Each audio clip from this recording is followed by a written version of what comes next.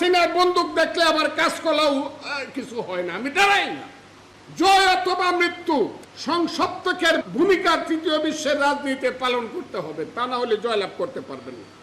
আপনাকে যদি জয়লাভ করতে হয় শেখ হাসিনার ফ্যাসিস্ট গভর্নমেন্টকে আপনি মোকাবেলা করতে হবে, সেই ধরনের প্লেয়ার মাঠে তুলতে হবে। আমি 60 বছর যাবৎ রাজনীতি করি, তৃতীয় বিশ্বের রাজনীতিতে পুলিশ দেখলে আমার চোখে পানি আসে না, জেলখানার গেট দেখলে আমার বুক কাঁপে না। সেই প্লেয়ার ফিল্ডে না তুললে কোনো দিন আপনি জয়লাভ করতে পারবেন না। খেলা ওই সাপলুডু খেলা হবে, কিন্তু ওয়ার্ল্ড কাপ গড়ে আসবে না। এখন আপনি বলবেন আপনি কি ফজলুর রহমান চিনেন? আমি চিনি কিনা জানি না, তবে আমার অভিজ্ঞতা আছে। আমি 60 বছর যাবৎ রাজনীতি করি। আমি মনে করি যে খেলতে পারে তাকে খেলতে দেওয়া উচিত, না হলে এই টিম কোনোদিন ওয়ার্ল্ড কাপ জিততে পারবে না। ওই যে ইন্ডিয়া দেখা গেল, এইবার খেলার মধ্যে দেখলাম টি-20 খেলায় দক্ষিণ আফ্রিকার সাথে ফাইনালে, আপনারা আমার আবার ভুল বুঝেন না, দক্ষিণ আফ্রিকা তো জিততে গেছে, 30 বলে 30 রান করতে হয়।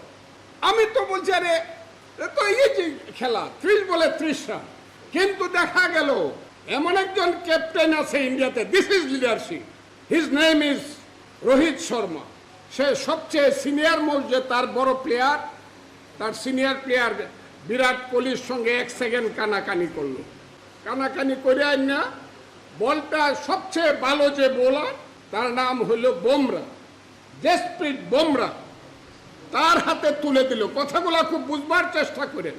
বুমরা বল করে 30 বলে 30 রানের মধ্যে 1 ওভারে দিল 4 রান।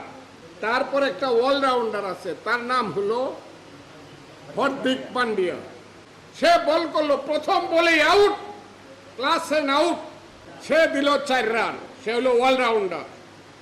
তা আপনার ক্যাপ্টেন তো চিনেই না, কার নাম বুমরা, কার নাম ক্লাসেন, কার নাম হার্দিক পান্ডিয়া, আপনার ক্যাপ্টেন তো চিনেই না।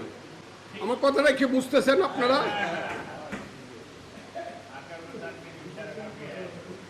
আরে আমি আপনাকে বলি, ওয়ার্ল্ড কাপ জিততে হলে সেই ধরনের বোলার, সেই ধরনের ফিল্ডার, সেই ধরনের ব্যাটসম্যান লাগবে যে মারতে পারে 47 বলে 100।